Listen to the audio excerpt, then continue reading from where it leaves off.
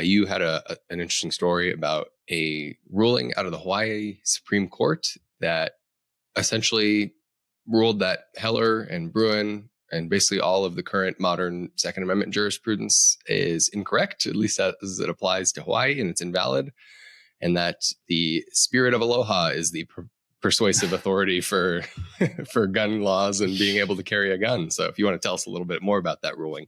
Yeah, this is a pretty remarkable opinion written by the Hawaii Supreme Court. Now, this is technically based on a state law case. There's a man who was charged for carrying without a permit on private property there, and he challenged his charges on constitutional grounds. And this case was specifically decided on the Hawaiian Constitution. Of course, the thing is about the Hawaiian Constitution is they have a gun rights provision that is literally identical to the Second Amendment. It's the exact same words as the Second Amendment. So the Hawaiian Supreme Court's interpretation of the Hawaii Second Amendment is going to be inseparable from their interpretation of the federal Second Amendment. But yeah, they essentially completely rejected the Supreme Court's jurisprudence on this front, and just said that this language does not provide an individual, it doesn't protect an individual right to keep or carry guns.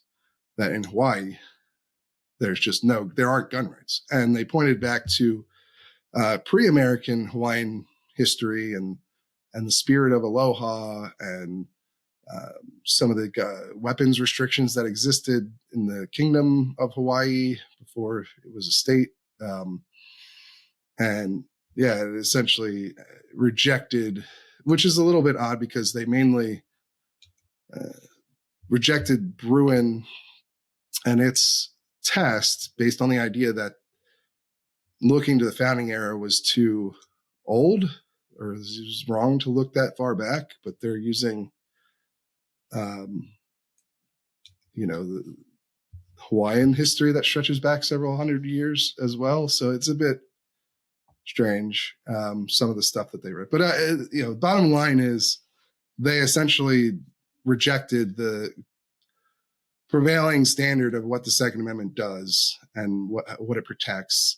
They used, an argument that I think is common on the left in media, but not very common anymore in court, which is that the Second Amendment or this language effectively protects some sort of collective right, and effectively does nothing.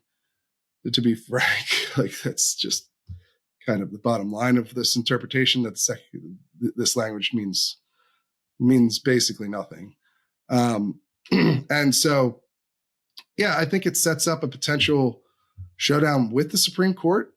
It's a pretty straightforward rebuke of everything they've said about gun rights in America. And it does additionally extend this to the Second Amendment, even though the case is primarily about Hawaii's constitution, whatever distinction you can draw there, because the Hawaiian gun rights provision is identical to the Second Amendment anyway, but they do also reject this man's claim of Second Amendment protections under the federal constitution. So it reminds me a lot of the Massachusetts case, Saitano, which the court took in 2016 and issued just a short 2-page rebuke of the Massachusetts Supreme Court.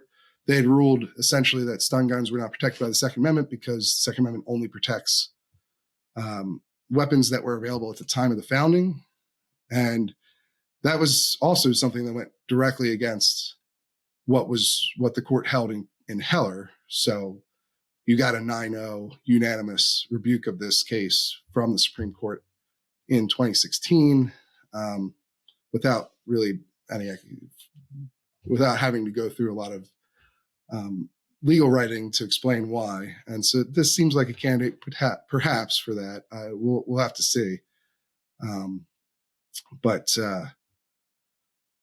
Yeah, pretty remarkable ruling. I'd say that. Like, it's, you don't usually see this sort of straightforward, complete rejection of Supreme Court precedent.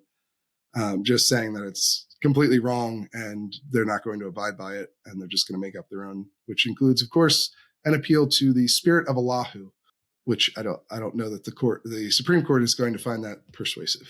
Right. Well, yeah. No, that was maybe we'll see. My first thought as well is just, this is one of the most remarkable rulings I've seen. And, we cover a lot of gun rulings. Spirit of Aloha. I think I said it wrong. Yeah. I apologize to our Hawaiian listeners. But yeah. Usually, because the thing about it is, like, usually you see some sort of reasoning to try and abide by the court's, at least right, the text of what they've said. That's where you're getting a lot of these Bruen response bills that we've talked so much about. They don't just say, we don't care, we're just going to keep our old permitting system in place. They find some other way to get to the same basic effect, or maybe even more severe effect in some cases, like California. But they don't just say, we completely reject the Supreme Court's ruling here. They try to get around it in some other way. And usually courts that uphold those kind of laws will do the same thing. They'll try to logic their way into how this is justifiable under the Supreme Court standard. They don't just say, they might make comments about how they don't like where the Supreme Court is at. That's pretty common, right? From lower courts. But you don't usually see them just straightforwardly toss it all out wholesale and claim it's wrong, so they're not going to follow it. That's a pretty unique and rare thing to see. Right. We'll have to see what happens with this. It's made a lot of news, not just with the reload. So we'll see where it goes. But yeah, I mean, it seems like something that the court would be an easy thing for them to take up. But it is again technically a state law case. So that maybe there's some complication in moving it from state court to federal court that's beyond my comprehension at the moment. I don't know why it wouldn't be a candidate for Supreme Court review, but there is some chance that it doesn't make it there. And frankly, Hawaii is not a hotbed of gun rights activism. There's really we've interviewed him on the show several times. There's really kind of one gun rights lawyer who operates there, Alan Beck, and maybe he will take up this case to get it to into the federal court system. But we'll have to follow it and see what happens.